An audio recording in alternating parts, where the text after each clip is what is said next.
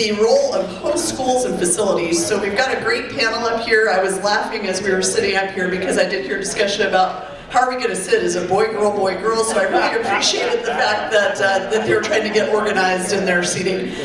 One of the largest issues that's been brought up with regard to the retention of officials is what happens when they arrive on a school campus or other facility. We're excited to bring this panel together today to talk about what happens at the various levels of sport and in the different types of venues in which officials serve. Today's panel includes, seated next to me, Monica Maxwell, Assistant Executive Director for the Oregon School Activities Association. Then we have Justin Gregg, Director of Officiating Initiatives for the National Association of Intercollegiate Athletics, or NAIA. And then we've got Sandra Walter, who is the Athletic Director at Franklin Central High School. Pam Watts, Executive Director of the National Intramural Recreational Sports Association, or NIRSA. And then we have Matthew Trinian, all right, I got it right, Director of the Grand Park Sports Campus. Let's give our panel a warm round of applause. Okay, we're going to jump right in. For Justin, from the perspective of the NAIA, what are the expectations that your organization has in terms of hosting officials at your various institutions? All right, well, welcome everybody.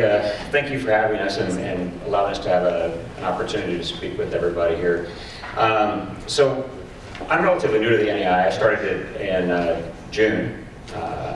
And I come to the NAIA with a lot of experience. I'm still a working Division I football official. So being on the field and active, I think, really allows me to relate to the pulse of the official. I think that's something that's been very valuable to our organization and to our members and all of our independent contractors, the officials that represent our brand when they step on that field, if you will. And it doesn't matter if they're NAI that day, if they're JUCO, or if they're NCAA, or if they're working an 8th grade football game. To this day, while I may be a Division I football official, I also still work 8th grade football games. I still go back and do youth baseball games. I'm also an umpire.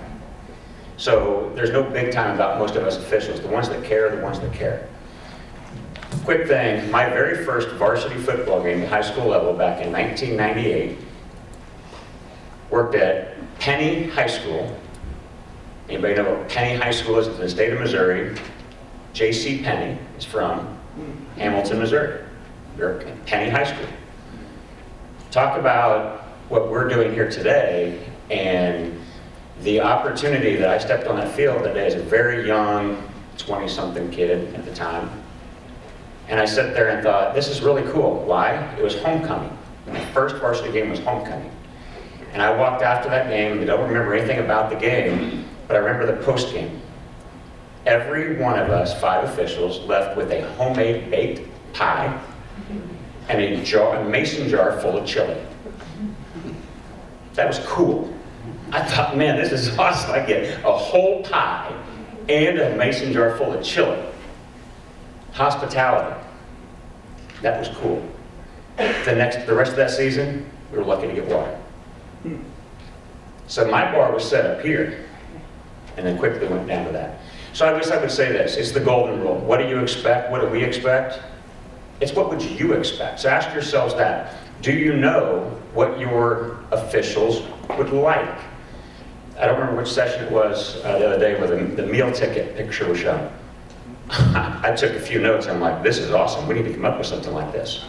But I think you need to go back to your associations. And we were talking the other day a little bit about how many associations are there. There's 80-some associations across all the different sports, right? They may service more than one. Have you asked your associations what your officials want?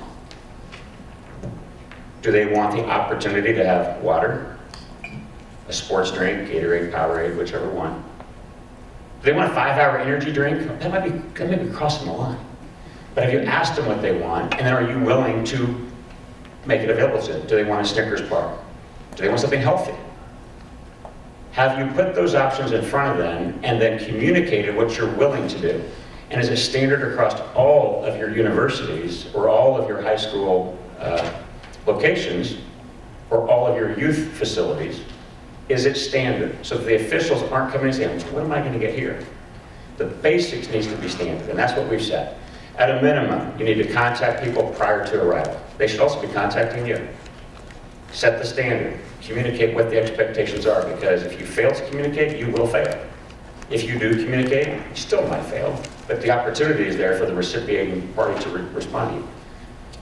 So if it's a sport where it's a crew and your communications with the referee, because they're always the same crew, then that's fine. But if it's an 8th grade football game where everybody just shows up after work, you're lucky if they get there 15 minutes before the game, have you told them, hey, I'm married.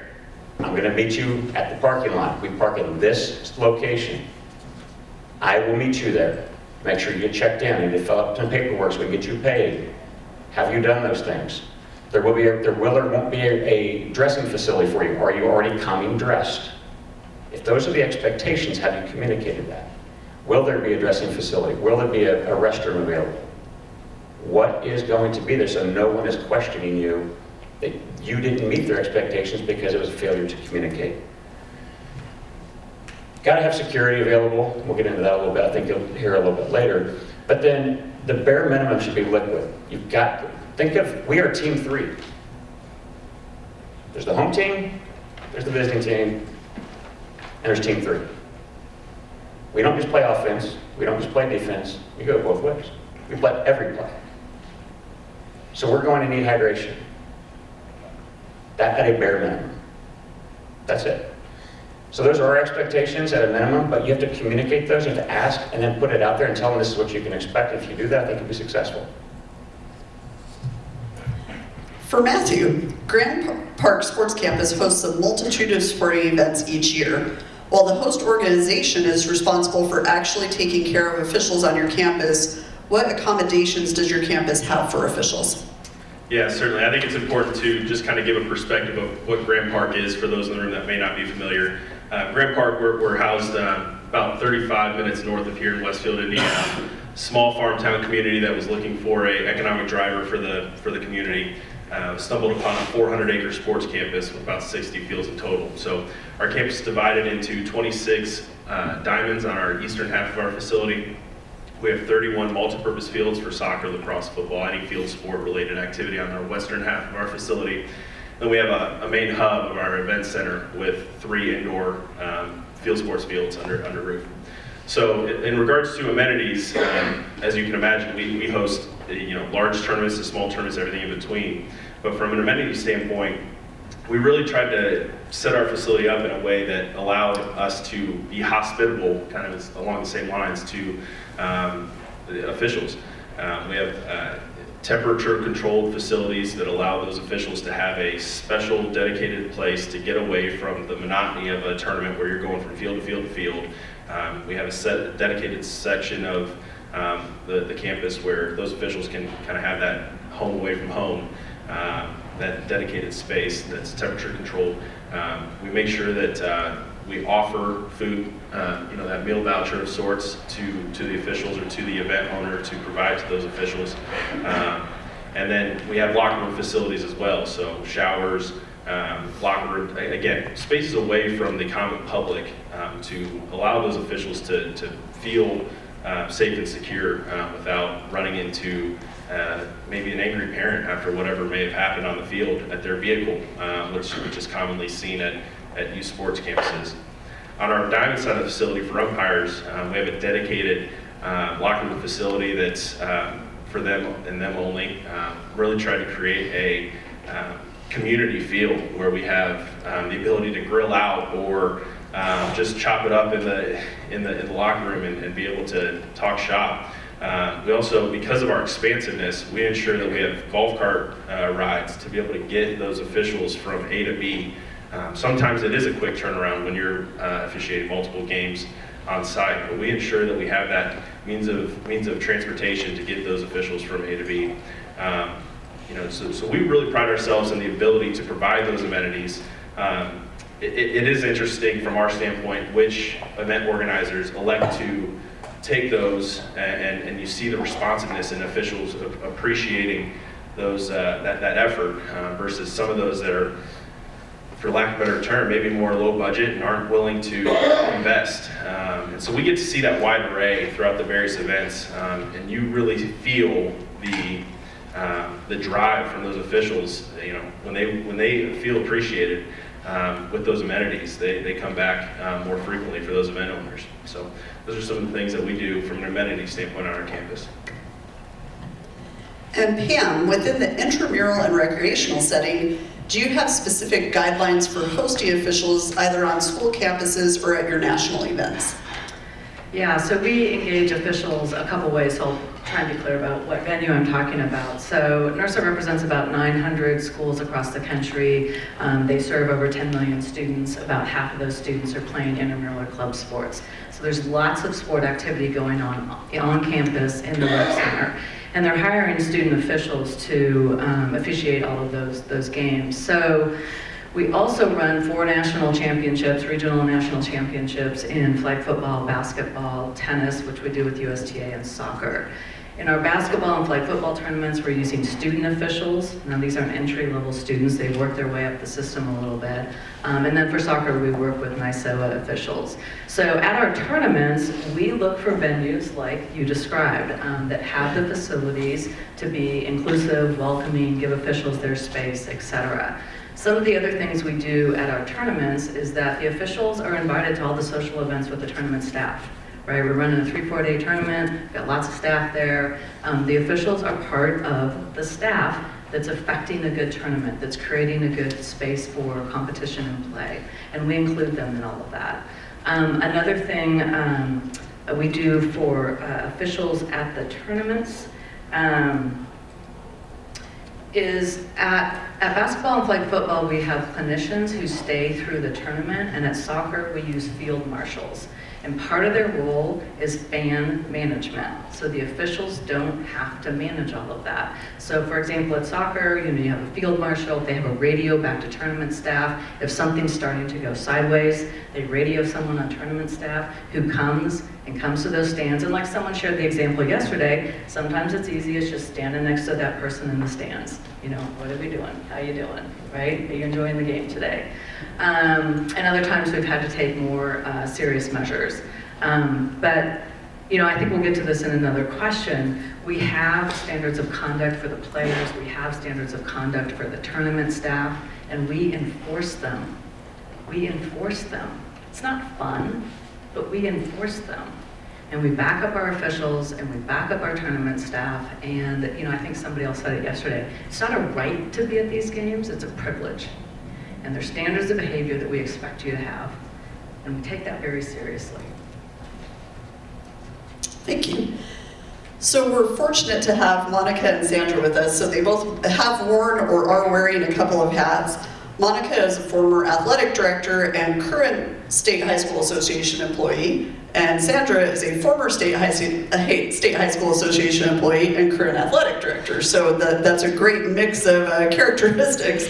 What do you both feel are critical elements of hosting officials on high school campuses? I think it's been said many times today that the communication is paramount. I think it needs to be early communication, it needs to be often communication. What I've tried to do as an AD, what we do as a state association is put out timelines for officials, for games. I think officials want to know what's going on the field, on the court, wherever they are, at certain times. Because a lot of times they arrive so early that they want to know, you want to know what's going on, and I think that's important. The other thing is, as Justin alluded to, is ask officials what they want. It's one of those things where at the state association level, we put an official in charge of our officials, right? So that they understand exactly what they're going through at certain points in time in during the event. So if they want water, if they want Gatorade, if they want a sandwich afterwards, we try to provide those things. Yeah, and I would echo that. I think, so sending out that what we call game day info, and I think that's pretty standard, but including your officials. It's just another couple of clicks, but you include everyone who's connected with that event, and you do that on a daily basis, but include your officials. Yes, they want to know if it's homecoming. Yes, they want to know if we have a 20-minute half because of, and just preparing them. Make sure they know where to park, and it's been said, where to park. Meet them at the door. And it always comes down to they're just human beings. We talked earlier in the panel about humanizing officials, and we've talked a lot about that, about humanizing the officials, and that is part of it. But you as an AD and or state association, meeting them at the door, making them feel a part of what you're doing, as opposed to that necessary evil that they'll feel as they hop onto the court. It was said earlier in the panel too that 20%, I think his words were 20. His stat was 20%. We have crazy fans, right? I truly believe we have all 20%. So Indiana, we got you covered there. I kid you not. Every freshman game that we've had, save a couple, we have removed a fan before the official has to step in. But that comes from a parent meeting and saying, here's what we expect. This is Franklin Central. This is our community. We're proud of it. And when you don't act on behalf of our community, you're not going to attend and be, for lack of a better word, uninvited. And I found that you only have to uninvite a couple, and then things start to improve dramatically. And we have an official one night, and things went sideways. We removed the fan, but the damage is done. And Rick Gentry, great guy, been officiating forever, doing me a favor. I've known him forever, freshman game. And I said to him on our way out, I walked him out the door, and I said, hey, I've got a tournament next week, and I have an official who's can't make it, needs a sub. He's like, oh yeah, call me, I don't live very far away. What level? And I said, freshman. And that night it was our freshman coach, and that's a whole different discussion. We'll probably get into that in a minute. But he looked at me and he's like, I might pass.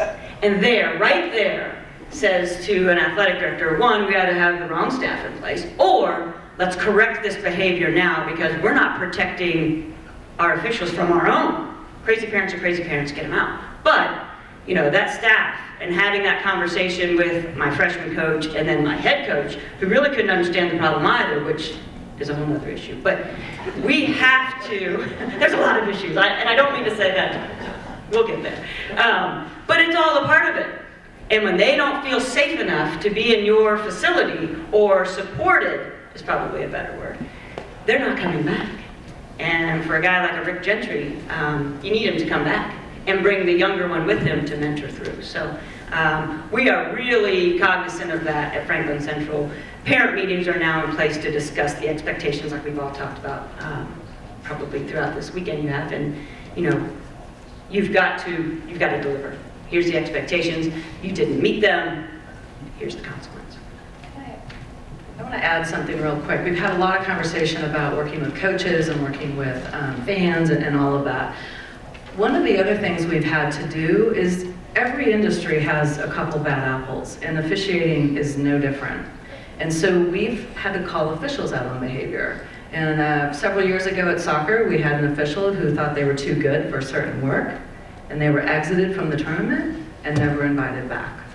More recently, again at soccer, we had an official who came through the system, and these are experienced officials, right? Got invited to the national tournament. Then we became aware that he was harassing women in his association back home. And we did a little bit of due diligence, right? Talked to several people, got some evidence, and we uninvited him. So yes, parents, coaches, fans, players, all of that is important. And to make the other 99% of officials feel safe, and especially as we're talking about trying to bring more women into this space, you also have to call it out on the officials. And Pam, I'm so glad you did, because I think that a lot of times people hear us with these messages about coaches' behavior, spectator behavior, and we know we've got that percentage of officials that cause 99.999% of our headaches. So we do have to make sure that we're holding them accountable as well, because they don't get off scot-free just because they have the stripes on. We've got to make sure that we do things to ensure that their behavior is in check, especially when it comes to just being decent human beings. I mean, we can teach rules and mechanics and train them up all we want, but if they're a bad person, they're a bad person, just like the parents, just like the coaches. So I'm glad that you brought that up, because this is not about the officials always, they're always right and they're perfect, because we know that they're not. So I am glad that you brought that up. Thank you. All right, so for all of the panelists, when hosting athletic events, what are some of the most important elements a facility can have in terms of the safety of the contest officials, as well as ensuring positive behavior occurs throughout a contest? I can start this because I feel like you need to have somebody there. You have identified who that security personnel is going to be. We've all been to a professional sporting venue of some kind, or if we haven't been to one, we've seen them on TV. And you go to a baseball game, for example, and go to a football game, and there's that person that's the security person that's in your section, right? So they're wearing a yellow shirt or an orange shirt or a green shirt. Are they easily identifiable? Are they watching the game, or are they watching the spectators? What have you trained them to do? Because if they're also a fan, they're going to inevitably get caught up in the essence of the game. So if you've set the expectations and trained them, this is your role, this is what we expect of you, then I feel like they've got a 50-50 shot of being successful before you train them. But if you train them now, you just elevated your odds. You've trained them and shown them what is expected. And I actually think that showing these personnel or your staff, showing them the officially human videos as part of their training, this is what you're trying to prevent. This is your job. You're a volunteer. You might be getting a small stipend. You're doing this because for whatever your reason is, but this is why we need you. We are trying to prevent this from happening because it's real. I don't know how many of those people that serve in those roles are computer literate, watch Twitter, do all of those things. They may be benign to it unless it's happening and it's on the evening news. They probably don't watch HBO's Brian Gumbel special. They don't see that stuff. So unless you put it in front of them, you're assuming they know what you know. So we have to show them what we want and show them what we don't want and teach them how to help us achieve what we're expecting. So I heard, there was a lot of things about having the Glee Club, or whoever it might be that's going to show up and welcome you to the field, to the pitch, to the court, and then back to your locker room. I like it, but that's kind of a slippery slope if you're talking about know your venue. Know, is it the crosstown rival? Is a 16, 17, 18-year-old going to be able to escort me, her, him? Are they going to be able to handle the adult confrontation situation? As a young adult, somebody that we want to put in that situation to have our back, to be able to stand up to the angry parent, or are they going to run too? It's fight or flight. So know the role you're putting somebody in, and can they handle the expectations you've set forth for them? I think it starts there. Again, it all goes back to planning and communication. If you haven't thought about it, think about it. If you haven't, and start from the backwards to the front. Start at the end of the game first. How are your teams leaving the field? How are your fans leaving the stadium? And where are your officials in all of that? How do they get off the field? Same way the players did? How do they get out of the stadium? Same way the fans do? If you have a really heated competition, maybe you don't just need to get them to the locker room. Maybe you need to make sure that they get 2 blocks away.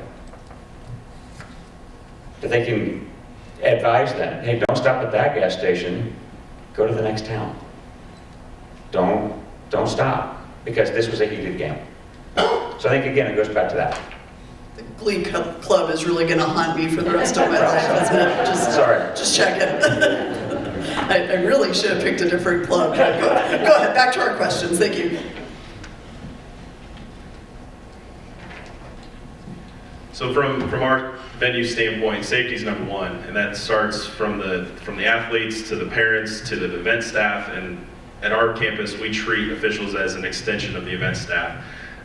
So we always keep that in mind. Again, I think we do some of that with some of the amenities that we provide in our indoor facility specifically. We have all spectators on the second level. They're not at field level, so the interaction there is a bit more limited. And then we have event staff constantly circulating the venue.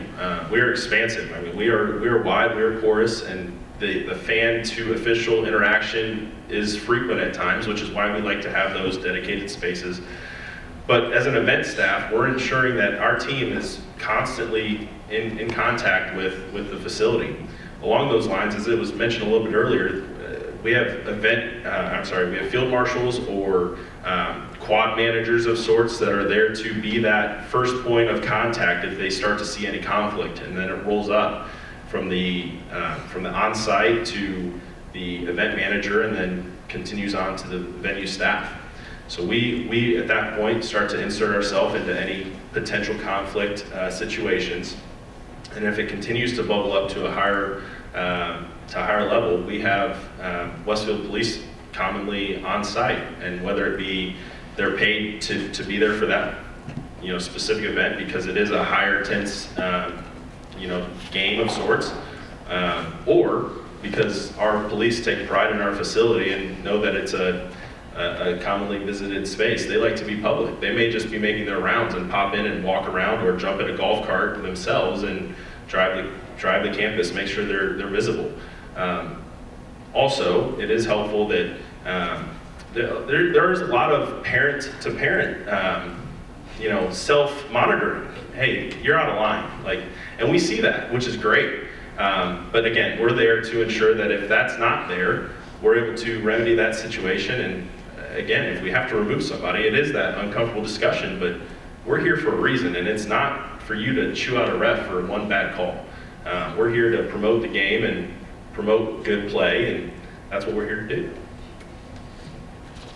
Yeah, I think you picked up on something around peer pressure, right? Whether it's with the players or it's with the parents, and someone from the Federation of High School was sharing an example, as well as in campus rec, when you have an audience for an intramural game, and it'll often happen when you're running leagues for the Greek system, right? And they got the big playoff game, and the entire Greek system shows up, and there's built-in rivalries there, and all of that.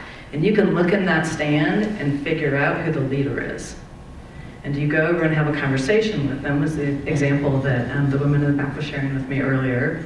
In campus rec, we know our students, we know who those folks are. We'll talk to a team captain, say, look, if your fraternity or sorority is going sideways, I'm coming to you, right, to calm them down. So they want to play. There is, there's a lot of negative about peer pressure, but peer pressure can be used to your advantage. And back to training, I think in those parent meetings, it's great to set the expectation and whatever. Run them through a couple examples, right? There's lots of training around bystanding intervention, right? Starting with gender-based violence and then more recently with masks, right? How many of us were the mask police? We know how to do intervention, and we can train our parents to do that with a couple examples. Thank goodness the mask police went away. Yeah. It was dangerous to bring up. Now, one thing that I think is also important as an AD, and I worked in 2 school districts where I needed to have uniformed police officers at my football and basketball games. At $60 an hour, they all stand together in a group and talk and have conversation. But I think that it's important to know that, like you said, tell them what their duties are. Your duties are to protect my gate, for one, where the money was, and the officials. So we had them where the officials would exit at halftime, and there was a uniformed police officer there. After the game, they didn't leave until the officials left. They walked the officials to their car because that was important, and I needed the officials to feel safe so that they would come back, right? So I think that, if the budget allows, because it could get costly, I think it's important to have those uniformed police officers there. No, I think I can only add that, you get your safety plan in place, and we're a school of about 3,500 kids, and you invite 5,000 people to your football game. There is never a time in our stadium, and our stadium is expansive.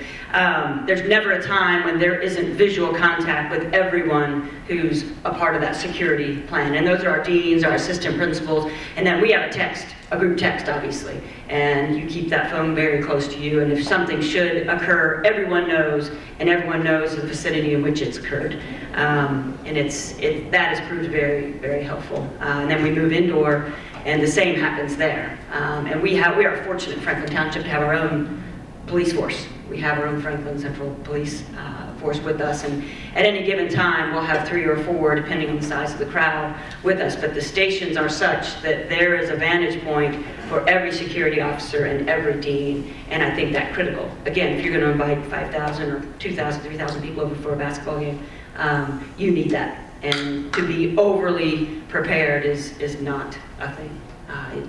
It takes all of us, and so that's kind of our mode of operation on a daily basis. In just listening to us up here talk, I've heard this word, uniform.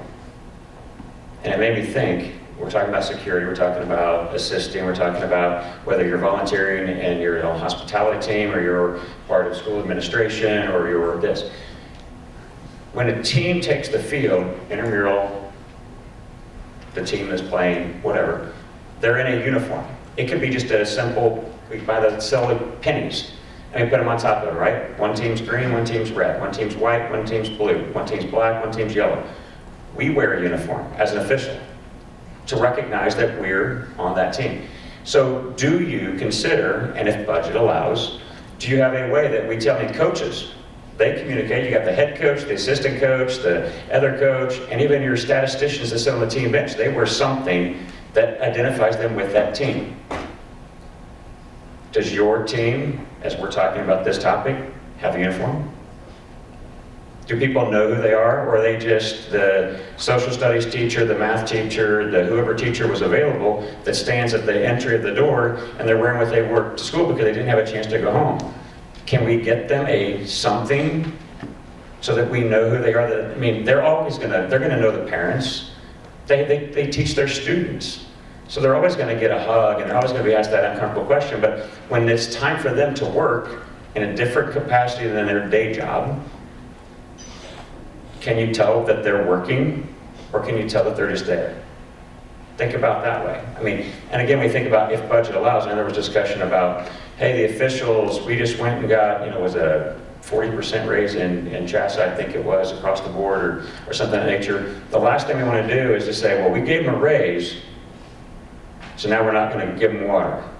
We gave them a raise, so now we're not going to give them that meal voucher. We gave them a raise. It doesn't stop, guys. We know that. But again, if you haven't had that uncomfortable conversation, guess what? Your schools and your school administrators, they're going to assume, unless you told them, we gave you a raise, but this also doesn't stop. You have to tell them the obvious things, or that you run the risk of them drawing their own conclusion. And this is another question for everybody. Do you have any guidelines for PA announcers and or media at your facilities or within your organizations when it comes to promoting a positive sport atmosphere? And if you do, what does that look like? Do you find that they're effective?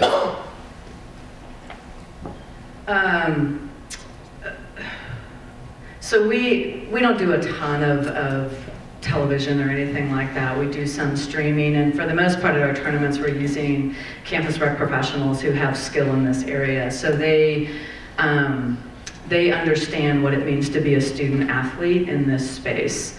I will say in years past when we had some sponsored tournaments and we were working with CBS College Sports, we had some announcers who didn't treat this as real sport. And they were mocking the players and acting like this was something less than. And we had to, step in and shut that down. The other thing I would add is someone made a comment earlier about pro sport and even D1 sport. We understand as entertainment and we understand as a business. And continuing to promote the fact that youth and high school sport, and I would argue intramural and club sport at the collegiate level, we're not doing it for entertainment. These are students, right? Student comes first and student athlete. It's a learning experience. The tagline for our championship series is experiential learning through sport. And we really take that seriously. And we take it seriously for the officials too. We don't call them officials, we call them student officials. And as some of you in this room are starting to engage or do engage, high school age or college age officials, they're student officials. And so think about, we're talking about what they need and what accommodations they need and water and snacks and all of that. What about finals week? How are you scheduling them for games, right? Around their school schedule. So, just sitting in higher ed, it's a little bit easier for us to keep those things in the forefront of our mind, but I would encourage you to think about student first in this space. I think what we've done is crafted our sportsmanship statement specific to our community and delivered by our students. We're lucky to have a nice video board, and so we let our students deliver the message. And it's just prior, everyone is standing for the anthem, and then we take a moment prior to, you have everyone's attention when they stand up. The gym gets quiet, and then those students deliver that message. And I think that's more powerful than our just announcer running through, and the restrooms are located here, and the kids are, and then here's our sportsmanship. It kind of mumbles together, I think, at that point, if that's the only advantage you take of that sportsmanship statement. And so we've delivered it differently, intentionally from kids' perspective, to include the officials, to include those people a part of and then to address the parents directly, and what they, as the student athlete, expect from their own parent. And I think that's gone a long way with driving the point home, at least, for some of them.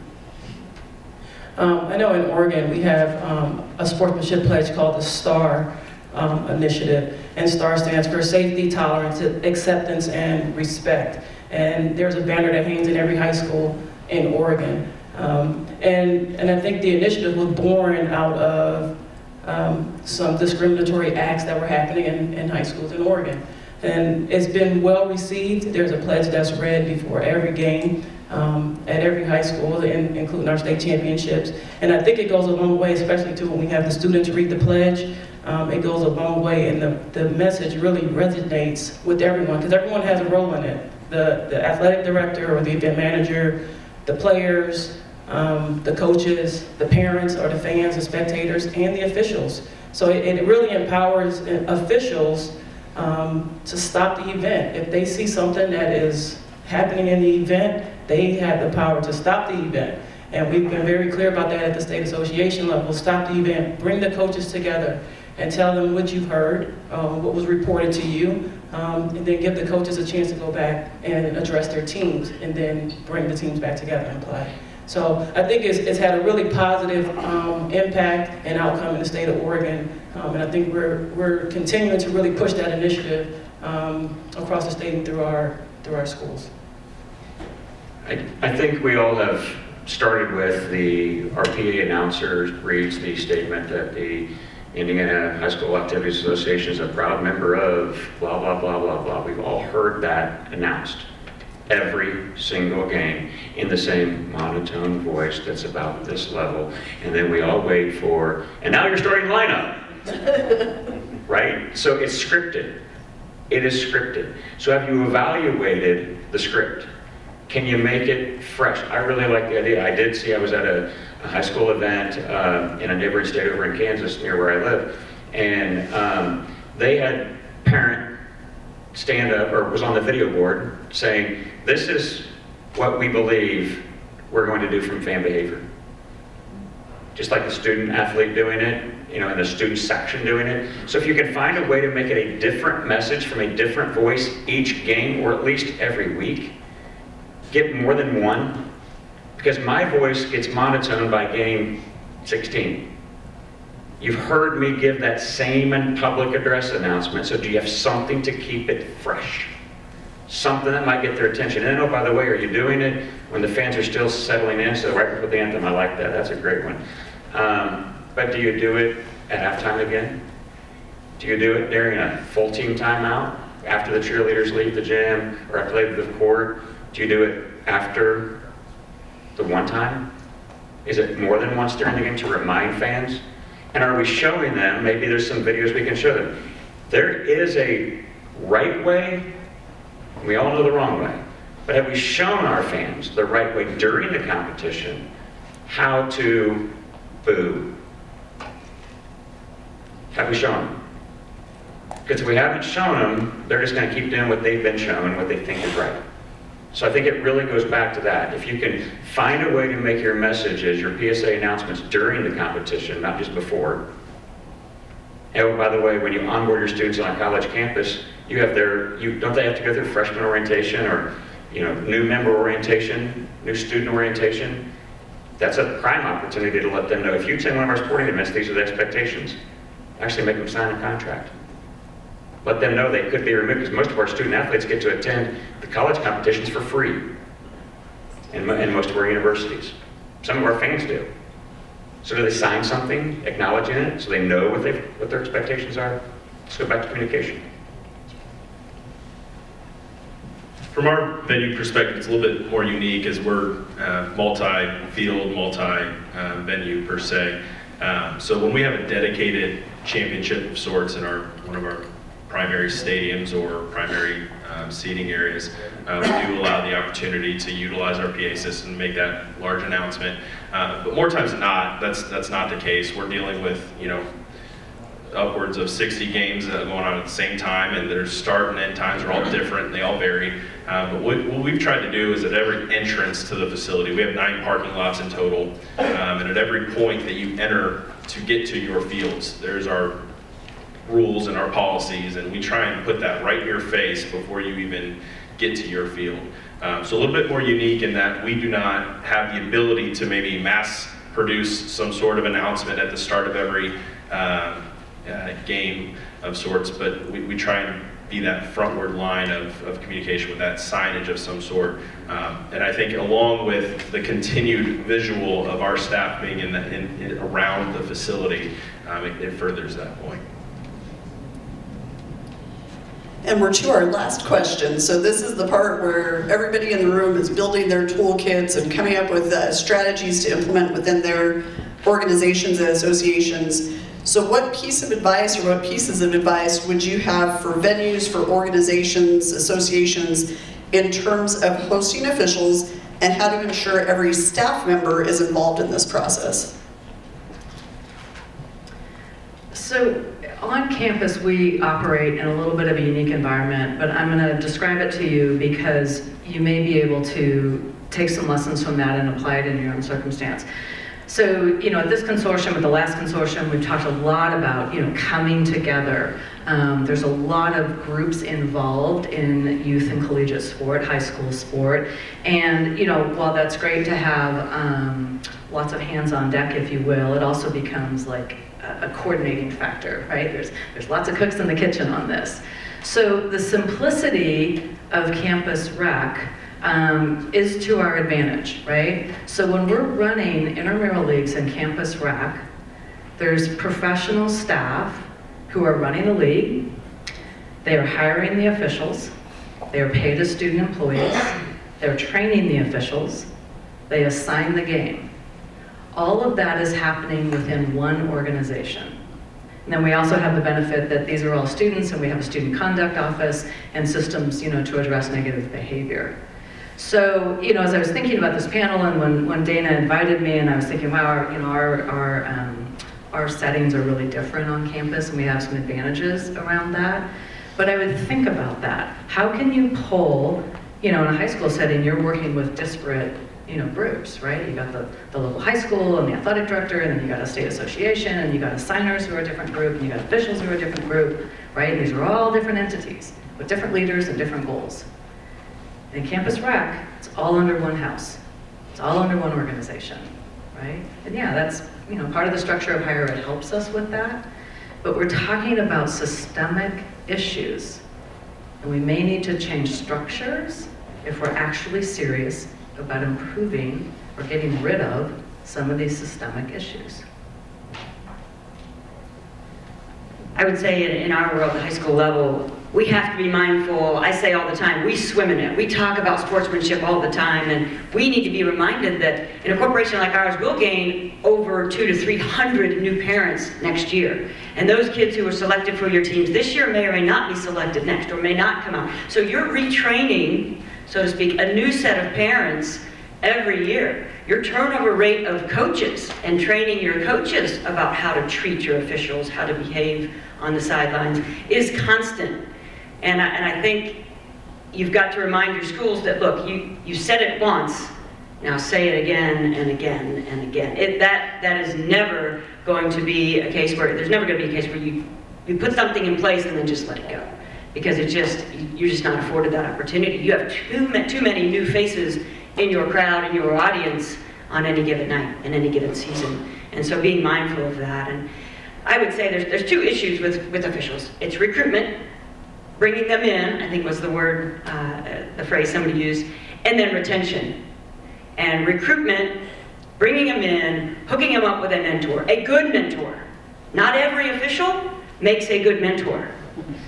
And we laugh, but we all know this to be true. And so you absolutely shoot yourself in the foot if you're just letting it randomly work itself out with that assignment of a mentor or connection with the mentor. But being intentional about that, and that really at the state level is critical. But then retention falls locally. Make sure they feel welcome, make sure they feel safe. We've talked about all of that here, but that is critical. And it's not just when we remember to do that, it is every night. And leveraging, what they need after the game. They came right from work to spend more time with our kids than their own children. And so being mindful of that every night. And that gets tedious. And you talk to your schools, and I would tell you, 10 years at the office, I felt myself so far removed from what that feels like as an administrator every day. A new set of 7 different officials coming in for any given ball game on a night. And making sure all of them feel welcome, secure, valued is difficult. And you've got to get your game face on every night with those folks, and making sure that you ask them, how's the family? Our connection with people is lost a bit with social media, with texting. We don't call. I had a guy the other day tell me that he didn't realize his phone system, this is an athletic doctor fellow, didn't realize his phone system had been out. I said, well, how long had it been out? October. We don't call people anymore. It's very strange, and that was news when I hopped into the ADC. If you call somebody and they don't answer, you just hang up and you text them. They're right back to you. So that we've lost a little bit of connection with our own peers. So how far do you think the official feels removed now? And so bringing them back, we're just humans, so bring them back to you, and that retention, that part of retention I think is critical. You've got to connect with them. Otherwise, we're going to lose them. I'll just be very brief. I think that having a plan, communicating and executing the plan on a lot of different levels, at a lot of different layers is important. And I used to give my PA announcer a folder that had a lot of different scripts in there. Hey, if the fire alarm goes off, read this. If there's a threat to this event inside the facility, read this. If there's a threat outside the facility, read this. And I think, communicating with the officials that we're going to get you guys out safe, and then we're going to try to control the crowd because we don't want everybody rushing. So I think when people at the event know that you have a plan in place and you have a way to execute that plan expeditiously, then they feel a lot safer. Yeah, kind of 2 different examples here, one of which our staff, we're proud to have 2 officials that officiate multiple sports, and they're on staff. They're seeing our grounds on a day-to-day, and they kind of provide us a different perspective because they are sometimes the ones on the field. And so they allow our staff to kind of pick their brains about maybe things that are happening in the officiating world that maybe we're not thinking about, or maybe something we missed at a previous event or whatnot. So I think that's a nicety from our staff standpoint. The other piece is we really take pride in our pre-event communications with all of our events. We have events that vary from your local rec soccer league to proudly we host the Indianapolis Colts for training camp, and sometimes we have officials coming for that. So anyway, when we talk about our pre-event processes, we have to maintain a standard list of questions that we're going through. And one of the things that we commonly ask is, what are you doing for your officials for your event? And again, as a venue, we want to be able to provide those amenities and offer up what we can do. And we put that in the lap of the event owner, because it's not our budget, it's theirs. But we want to make sure that communication is, hey, what are you doing for your officials? Because as a venue like ours, we don't have the luxury of a state high school association that can help filter officials to your campus. Yes, we have different ways that we can, but we're really dependent on those officials to pick up that weekend shift. And sometimes we're competing against a high school game. And so we want to be as as friendly to officials as we can be to maintain the level of play that we expect to have. So we really try to do that from a communication standpoint, and for a lot of our events it takes months and months ahead of time, and then we refine that communication plan with that event owner up until the day they show up on site. I'll try to keep this brief, but it boils down to 3 things for me. Educate, evaluate, and communicate. That's it. It's that simple. If you can educate them, we've talked a lot about that already. We've talked about the communication component, but we haven't talked a lot about the evaluation process. So surveys nobody likes to do surveys, but we all like to give our feedback. Do you know how to give feedback? You know, in today's technology world, you can put, I think it was Mary put up you can take a picture and you got her contact information. So why can't we have signage at all of our complexes, whether it's a public complex or and it launches a survey for any fan. We welcome your feedback. And then in the questions, right, you say, you attended the baseball, you know whose survey it was because it's at the baseball field, or it's at the volleyball court, or it's at the swim location. It's wherever it is, we know that survey goes with that activity, and we're gonna have questions that are indicative of that. Was our facilities clean? Was the representation from the school, the campus, the business, if it's a local sports authority? What are you wanting to know to survey to get the information you need to? Send a survey to your officials after the game. After each contest, give them, they're not going to respond, like surveys, like 30% get responded to, maybe, if that. But that's better than 0. Okay, so if we don't get an answer, give me like 1 or 2. And then are you sharing that information? So if you're gathering information from the officials, are you sharing that back with your schools? You know which school they were at, so give that information back to the school. Did they meet the expectations that, again, if you talk to your associations up front, and you communicated clearly what you can expect as an official when you arrive, ask the question, 1 question, you need more than a 10-question survey, you're not going to get them to fill it out. 10's the max. I even say you can get lower than that, that'd be even better. But ask questions about the things you're trying to change. So it's really simple, it's educate, evaluate, and communicate. One thing I want to add really quick in the education bucket, I'm encouraged by all the conversation about the soft skills needed to be a quality official. And another thing that we started is we have a social justice task force specific for our championship series. And they've put together education for officials and tournament staff around issues of social justice. So we've started with some content around privilege and how privilege shows up and understanding your privilege. And that helps officials officiate better. It helps us understand interactions with teams and fans and the rest of it. And we'll be continuing to build out that content through time. But I think that officials and really, lots of folks need that type of education and awareness to have high quality games and competitions and interactions. So I'm excited to see that work grow, and I'm just really fortunate that we have really dedicated folks in NERSA that step forward with their expertise to put that curriculum together. The question was that, Justin, you made a comment about the proper way to boo, and it kind of left me, so would you explain what you meant by that? Say the proper way to boo. Okay, so yeah, the proper way to boo, right? So we all get hung up on the word you. You suck versus that stinks. I don't like that. Oh, come on. Do we yell at our kids when a kid misses, when he misses his free throws? Do we boo him for missing them? Or do we say, come on, Bobby, make that free throw? How do we educate, how do we boo our own kids, the participant? There's got to be a way to educate them on how to do it the right way.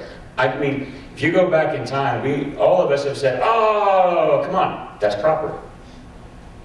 A fan reaction is what gets us going. It actually rejuvenates us on the field sometimes. If the crowd was quiet, it'd be like the years that we did COVID games and there's an empty stadium and everything was streaming, and you can hear everybody talk across the entire football field.